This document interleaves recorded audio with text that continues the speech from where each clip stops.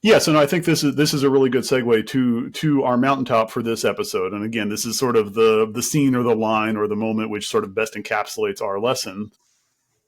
And for me, in this organizational discussion, the mountaintop moment is it's in a montage, but it's the building of Los Alamos. It's the decision to isolate the team, but together, right? And so this addresses both the compartmentalization conversation and the open scientific collaboration, empower the team conversation, and the purpose conversation. Is the answer in this case is compartmentalize to the right size where all of the people that have to be involved in are not only together, but are together with literally nothing else to do.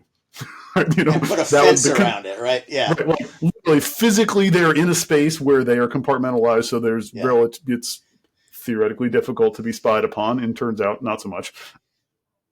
But just the physical structure of the place enforced you guys are out in the middle of the wilderness, but you're here together. We have one purpose. We have one thing to do. Within these walls, there's incredible collaboration. They're floating people between teams. We see really good examples from Oppenheimer of okay, great, tell her, go work on your hydrogen bomb. If that's what you work on, do that.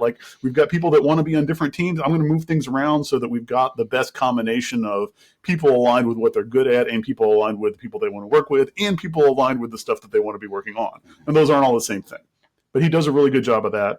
Groves wants to internally compartmentalize Los Alamos, and Oppenheimer says, no, it's not going to work if you do that. He knows that they have to share information internally, but he's willing to have them closed off the way they were. It actually ends up setting up quite a weird culture. It does, but it's the only way to resolve that tension, right? Or it was a very skillful way to resolve that tension of, we don't want to have information leaking out, but we cannot possibly do this job without intense information exchange. So, right, you just put little physical walls around the information exchange, and we don't have an internet, so at least we got that going for us, right? So, yeah. So for me, that's the mountaintop here, is the leadership lesson to be taken is how do you put the right size and shape of a team in place, and how do you give them enough structure, air cover, separation, whatever you want to call it, in an organization, so that they feel like they can act as a team with minimal interference while they pursue the purpose that you've all already agreed that they're going to do, right? And that's, so many of us have worked in these matrixed organizations where you feel like every meeting is a different topic and every email is a different topic, and you're constantly bouncing back and forth between things. As a manager, you can live in that role if your job is to remove roadblocks. But as a creator, as an innovator, as a scientist, as a person who writes code, as a person who does analysis, that doesn't work. You can't do a new thing every 12 minutes all day long and be a creative person, right? You need to do the same thing for some large blocks of time and get the collaboration and support that you need. So how do you set, going back to our Wonder Tour line of, it's not about you, right? How do you, as the manager, completely regardless of your personal schedule, set the people up so that they have the maximum possibility to succeed, the best alignment, the best support, the best compartmentalization into the right size team? And that's, I think, a really cool challenge to think about. What would be a Los Alamos for your project? It's not going to be Los Alamos, but it's going to be something other than business as usual. It's going to be something other than, anyway, go to 9 meetings a day. Yeah, that's one of the controls that you have as a leader and manager, is over the organizational design. It's where you have a lot of influence. In fact, you may have some of the most influence over the organizational design versus some of the other areas. And so that's the lever that you have to pull, and to not think that that's a lever, oh, we evaluate that once a year or something like that. But instead to think about that, obviously there's limitations in terms of budget cycles and all sorts of stuff, right? But there's stuff you can do periodically, every month, every quarter, whatever it is, in order to constantly refine it. And that's what we see as well in Oppenheimer, is they don't just settle for the first idea. It's okay, how are we going to make a decision? Well, this isn't a decision science podcast, but there's many different models that we can use, and they all kind of gravitate around the same things. Okay, is it a reversible decision or is it not? Well, a lot of times organizational design seems like it's an irreversible decision, but it's not. How might we set up a test that is not cruel and unusual, right? Where we're not whipping people around, putting them on different things, sending people to jobs that they didn't sign up for when they signed on to do the work or whatever. But Instead, we're not focused, again, we're not just focused on the number of widgets that we're making in the throughput, but we're focused on creating really empowered and high performing teams, because that's the goal. We're trying to create high performing teams. When you create high performing teams, you can't necessarily measure them on the widget output within the first 6 months or something like that. It takes 18 plus months to create a high performing team, which means you might have to rotate people in and out. You might have to figure out how, the best way to coach those team members, because it's going to be individual. It's going to be different than the last time that somebody coached, a similar team working on a similar initiative. And I think that's what we see here is Oppie really takes a stand for some of the things. Like, he's like, okay, I get it. We're going to have to do some compartmentalization. I understand that. But like, let's try to focus on our principles here. We're trying to build this complicated thing that we don't, the theoretical and the physical have to come together on this thing. So we can't decouple the theoretical and the physical. That will not work. I'm telling you that won't work. And we can't decouple all of the different elements of that thing either, because those elements have to eventually be put together. But maybe we could decouple those a little bit. So I don't know where that goes, but where does that take you guys? Well, the thing that I like that I'm thinking as you're talking here is that one of the things they took from the military viewpoint that I think, sort of Groves's influence and the fact that, the seriousness of what they were doing is that unlike the traditional scientific method, the chain of command was extremely clear. The decision science was, it's very clear who's making the decisions. It's Oppenheimer, right? Or it's Groves. It's one of those two guys, right? And in the teams, it was clear who's making the decisions. And that's a thing that wasn't common to the scientific community outside of Los Alamos. But it was a thing that they really took to heart as like, in order to move quickly, we can't be sort of dithering and arguing and wondering and doing things in parallel. We actually have to be very structured about our decision tree. We have to be very structured about which things we decide to do next and tracking them and sticking to the decisions we make. And that, I think, was also a very powerful element of the Los Alamos environment, which wasn't a natural environment of any of those people's lives before they got there.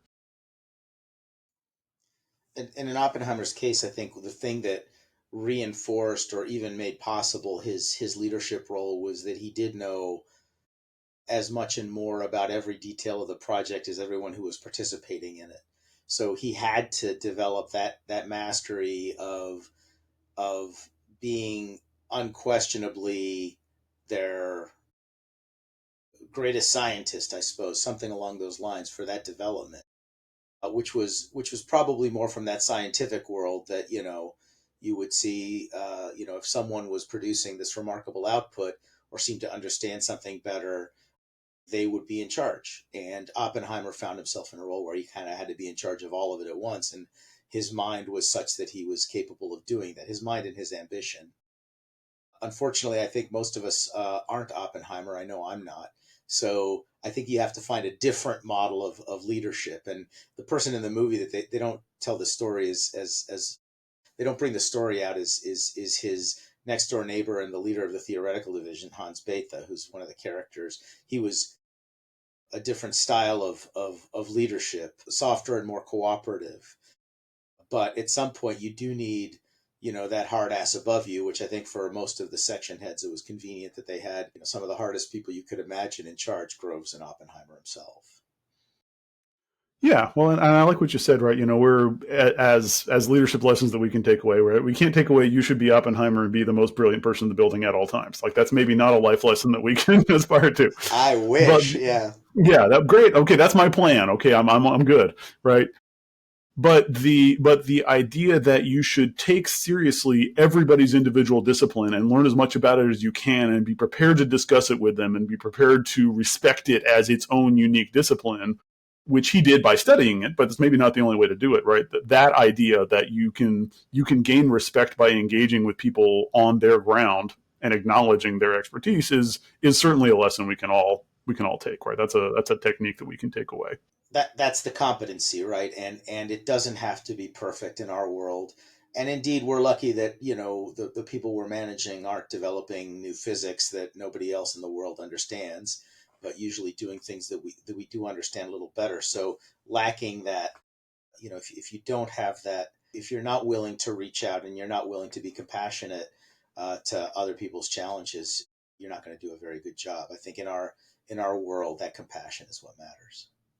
Yeah, so I think one little tactic that just as from a practical application perspective that I tend to use, and I'm sure you guys use it too, is okay, when you need to like lead really technical people in a certain direction or really highly skilled people, a lot of times those people, if you set yourself up with all of those people in the room all together to have a conversation, to move towards a decision or clarity or something like that, you a won't get the desired result, and B you won't even get that good of feedback, and you won't know if you're actually moving the right direction or not. It'll be unclear. So going and spending a little bit of time with those highly skilled technical people, that fits right into what you were saying about learning a little bit about their discipline, their knowledge.